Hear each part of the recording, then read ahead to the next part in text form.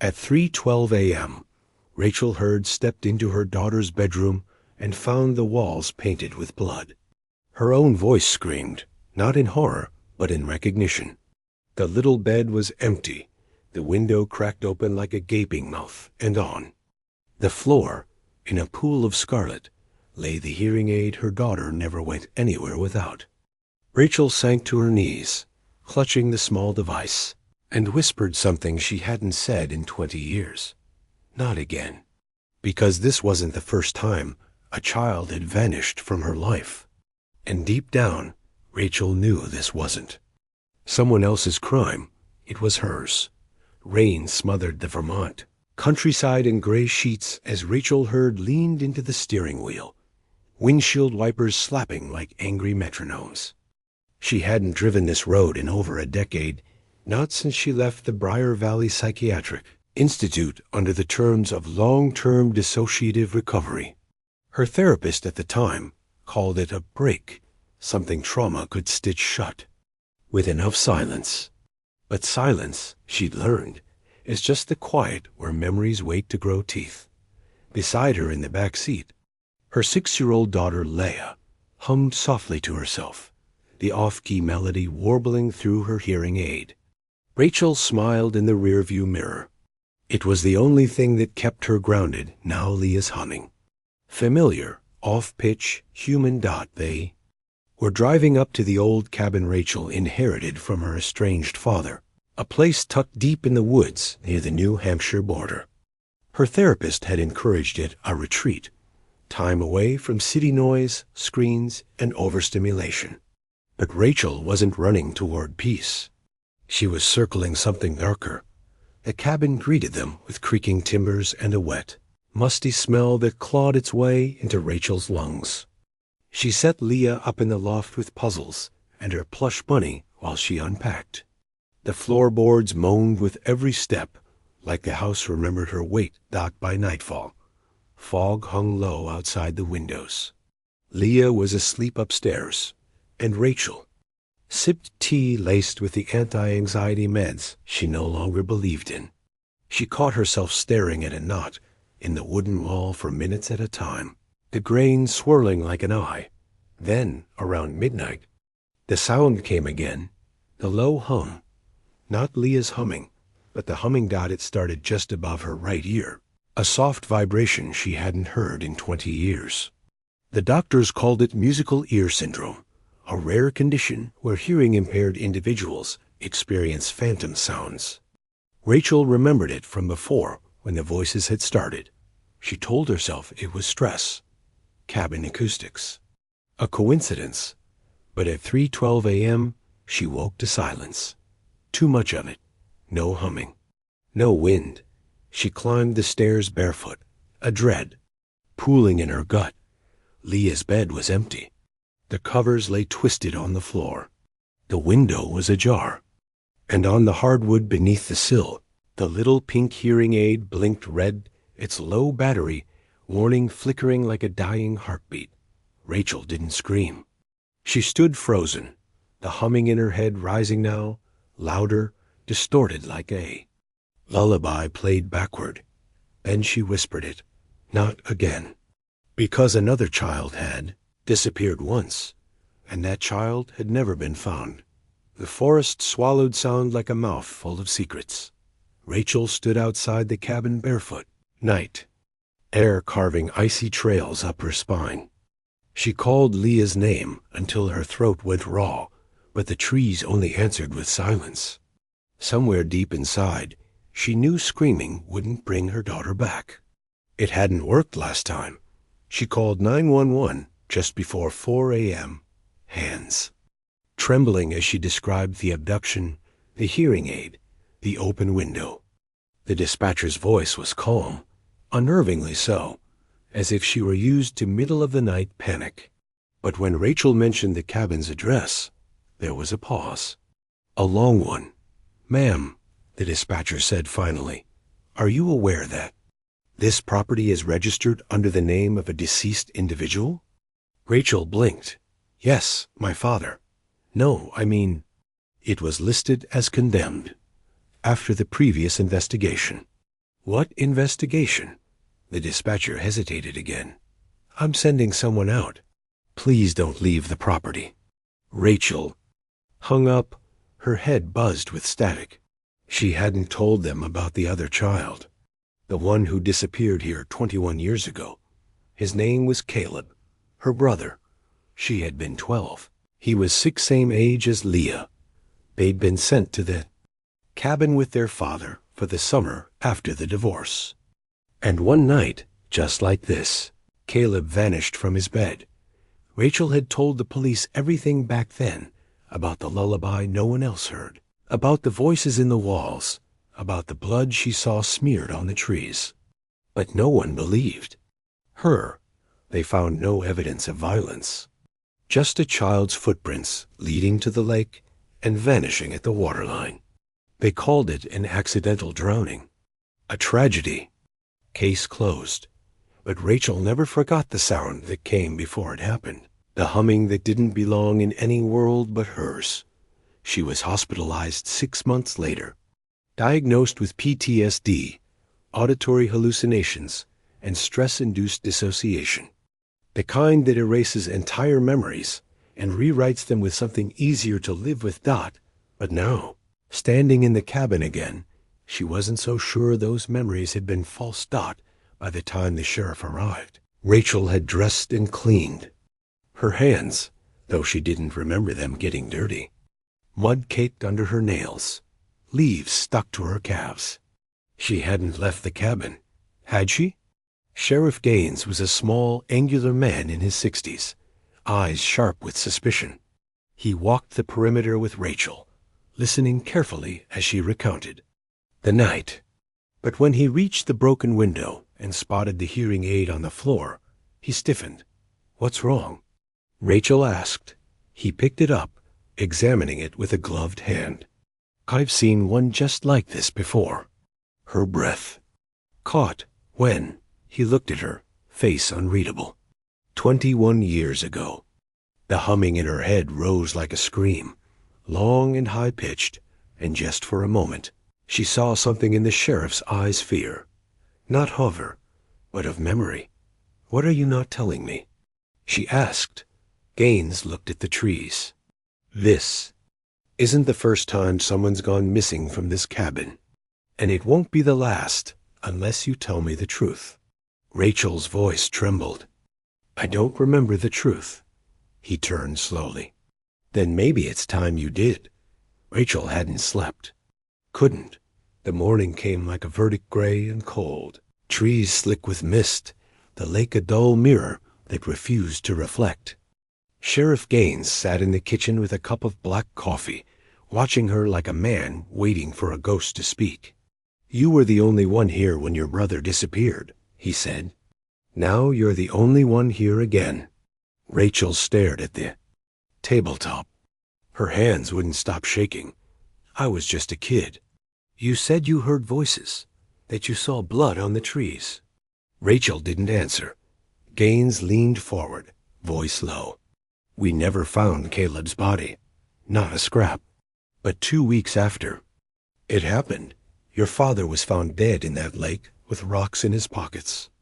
Suicide, or that's what the report said. You were already in the hospital by then. Rachel blinked fast.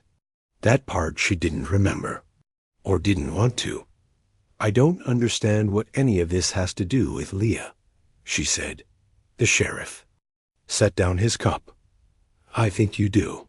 Rachel walked out before he could say more.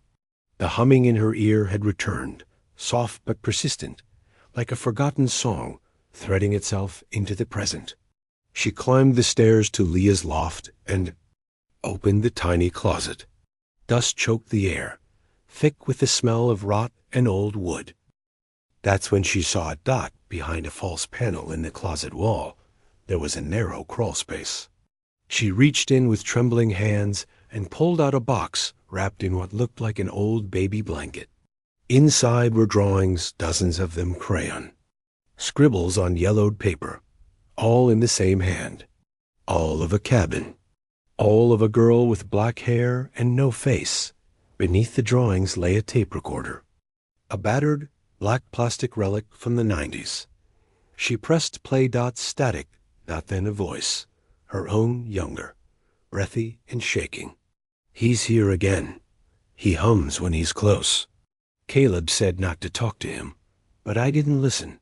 Now Caleb's gone. Rachel dropped the recorder like it burned. She stumbled out of the loft and into the woods behind the cabin, half running, breath coming in jagged gulps. Sheriff Gaines called after her, but she didn't stop. The forest blurred around her, the trees, leaning in too close. She followed the path to the lake, the one where Caleb's prints had ended. And there, on the shore, she saw them. Footprints. Small, bare, leading away from the water and into the brush.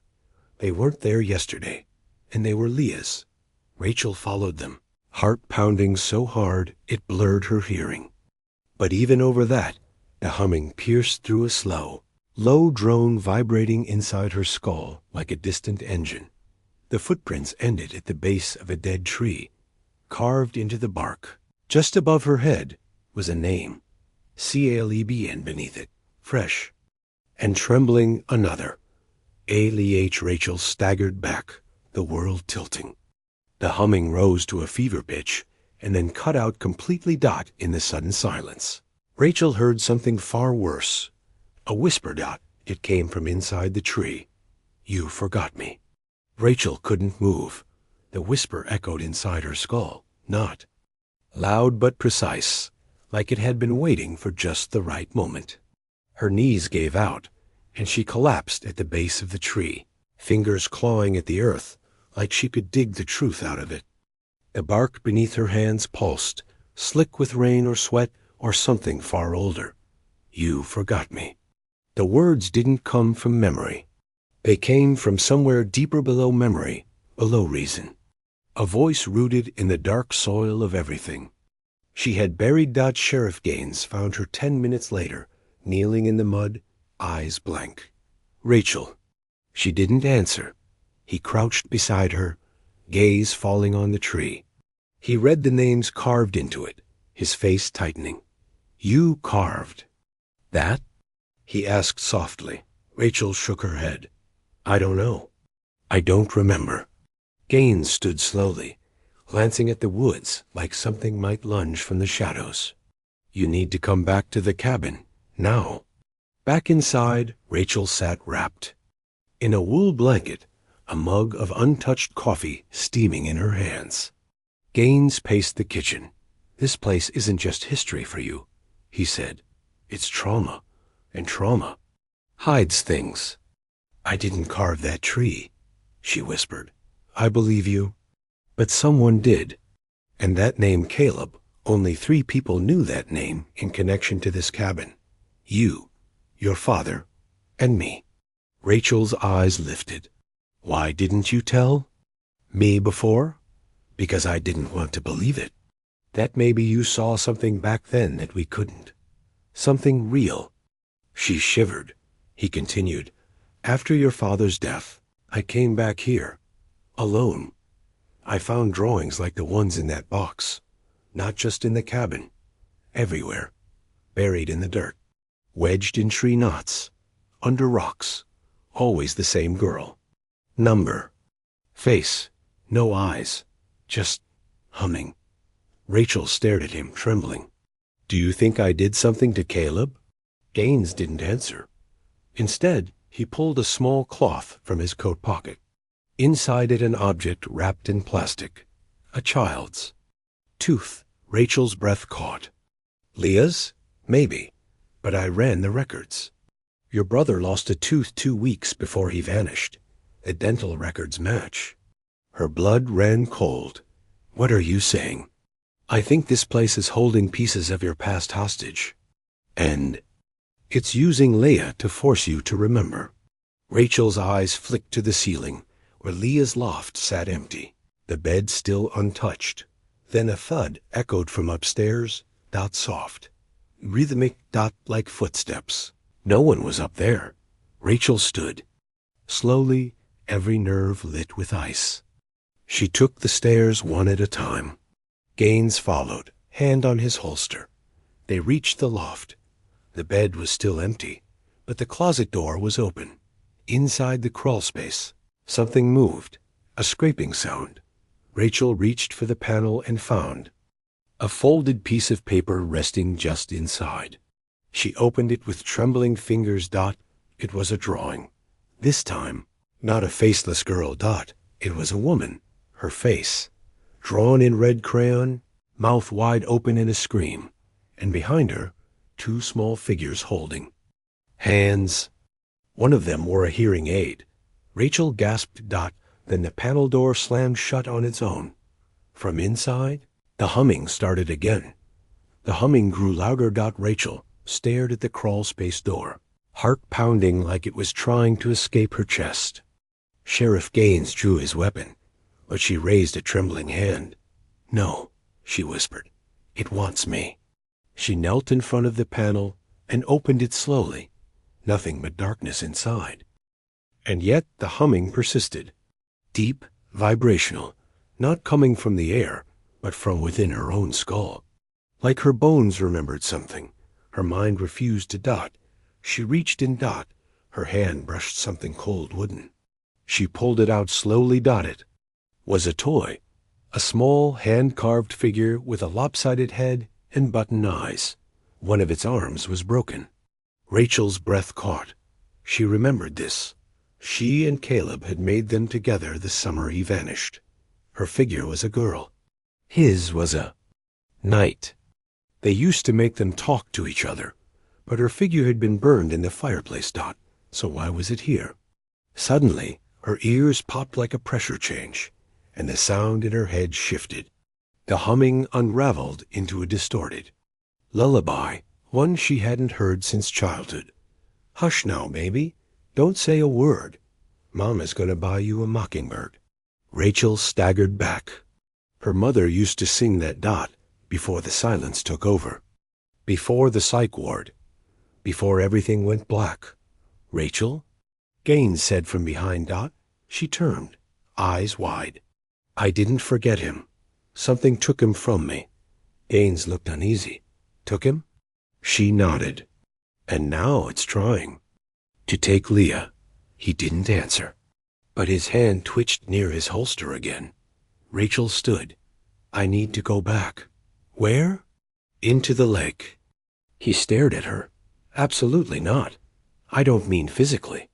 I mean in my head, in the memories I buried. The trauma the night it happened.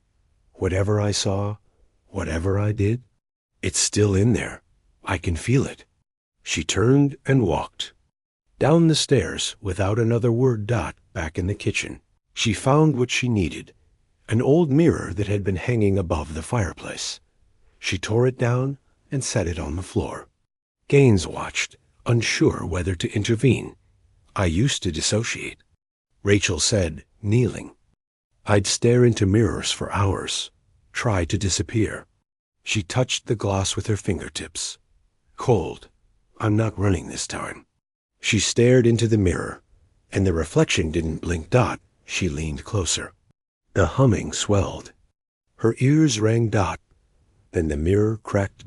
Just a single line, running down the center of her face. The world spun, and suddenly, Rachel wasn't in the cabin anymore. She was 12 years old, barefoot, standing outside in the rain. The woods around her were impossibly tall. Her hands were covered in mud. She held something. Caleb's toy knight. She looked down. A small hand was in hers. Leah? No, not Leah. It was Caleb. He looked up at her, soaked, terrified. "He said you'd forget me," he whispered. Rachel opened her mouth, but no sound came out. Then, a deeper voice from behind her. She always forgets. Rachel turned and saw a man standing at the tree line. Not her father, not anyone she knew. His face was pale and long, his eyes too deep, too dark. His mouth never moved, but the humming poured from him. Caleb clung to her, sobbing. Rachel screamed, and the mirror shattered. She was back in the cabin, lying on the floor, Sheriff Gaines shouting her name. The crawlspace door was wide open. Now Dot, and inside it a small, muddy footprint. Fresh. Leah was still here, somewhere inside the house, and Rachel knew now. She wasn't fighting memory. She was fighting something that fed on it. The air inside the cabin had shifted. It was colder now. Impossibly so, like the walls themselves were breathing frost. Sheriff Gaines stood frozen at the base of the stairs, his face pale. Rachel pushed past him, a mother possessed, following the footprints through the loft, down the hall, into the attic door that hadn't been opened in decades. The humming was no longer just inside her head. It filled the house, vibrating through floorboards and glass, resonating in her bones like a tuning fork struck in. Hell. She opened the attic. Darkness stared back. Rachel climbed the narrow stairs, each one moaning beneath her weight. She could barely see, but she didn't need to. She knew the layout. Somehow, her child self had memorized every rotting plank, every beam strung with cobwebs. The footprints ended in front of a small trunk tucked beneath the rafters. Her hands moved on. Instinct. She opened it. Inside were relics of the forgotten summer. A pair of red sneakers Caleb's, a rusted harmonica, the photo her father took of them the week before the disappearance. But something new lay on top. A hearing aid. Rachel's knees buckled. No. From behind her, a creak. She turned slowly. And there, standing at the edge of the attic like a silhouette carved from shadow, was the man. The same one from the forest, from her memory. Pale face, hollow eyes, lips that didn't move, even as the humming poured from him like a radio caught between frequencies.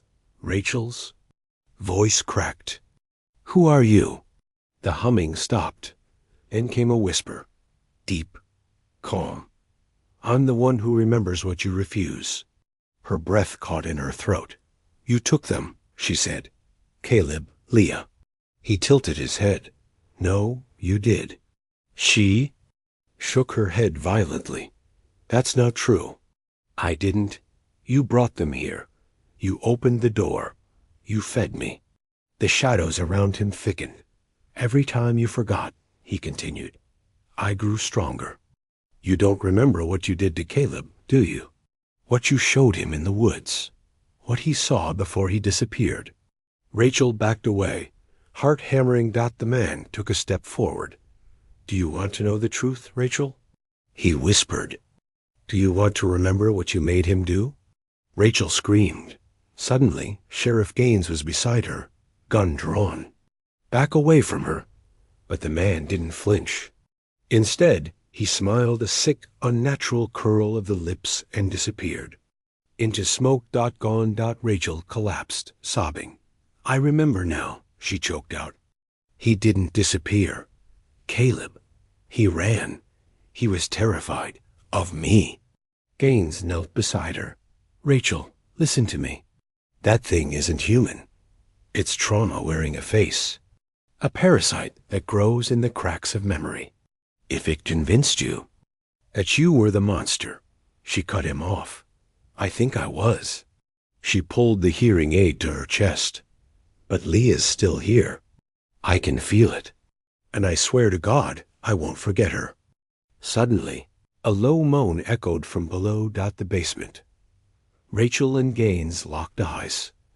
They descended together. The basement door had been nailed shut from the outside. Old police tape clung to it like dried skin. Gaines broke it with the butt of his flashlight. They stepped into the dark. The air was thick with mildew, rot, and something older. At the far end of the basement, a narrow door waited. Not on any blueprint. Carved directly into the foundation. A door Rachel had never seen, but somehow recognized. She reached for the handle. On the other side, something breathed. And then a voice. Soft. Fragile. Terrified. "Mommy?"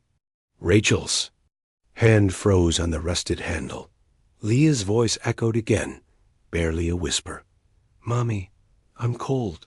Sheriff Gaines raised his flashlight. "We go in together." But Rachel shook her head. "She's calling for me." She opened the door. The hinges screamed. Behind it was not a room, but a tunnel narrow, lined with stone and soil, as if carved out of the earth by hands that never slept. The walls were etched with symbols she didn't recognize, but felt like echoes of nightmares drawn in blood. She stepped inside. The air grew colder, denser. The flashlight flickered. Behind her, Gaines followed cautiously, his breath visible in the thickening dark dot at the end of the tunnel. The walls opened into a small chamber, and in the center of the chamber was Leah, curled on the ground, her arms wrapped around her knees, rocking slowly. Rachel ran to her, falling to her knees. "Leah!" "Baby, I'm here." Leah looked up, but it wasn't. Leah's eyes, they were black. Endless. Rachel recoiled in horror. The room shifted, just slightly. The floor beneath them rippled. Breathing. The walls pulsed. Gaines lifted his gun. "That's not your daughter." Then the voice came again, this time from all directions. She showed him the lake. Rachel clutched her head. She whispered in his ear that death was a door. That pain would make him remember. She took Caleb by the hand and led him into the water. The air thickened, turned to syrup. Rachel couldn't breathe. "I didn't," she gasped. "I didn't mean to." Images slammed through her mind, flashes of memory, long suppressed. Caleb crying in the dark, begging her not to take him outside. Her whispering stories into his ear about monsters that lived in the trees, about the humming man who took children, who told lies. His terrified eyes, the way he followed her anyway, the way she pushed him forward. It was a game, she had said, but at WASN T. Rachel collapsed, sobbing. "I didn't know. I was just a child. I was sick. I didn't understand." The figure posing as Leah stood up, slowly, limbs cracking unnaturally. Then its voice changed. It was Caleb's voice, now soft. "Young. Then why did you leave me?" Rachel looked up, eyes filled with pain. "Because I was scared. Because I couldn't face what I did." She reached forward, tears streaming down her face. "I remember now, and I'm sorry." The creature blinked. And then slowly its black eyes filled with light. Its form shimmered. And for one fragile second, it really was Leah? "Mommy?" She whispered. Rachel pulled her into her arms, sobbing. "I'm here. I'm here." The chamber began to crumble. Gaines grabbed Rachel's arm. "We have to go. Now." They ran.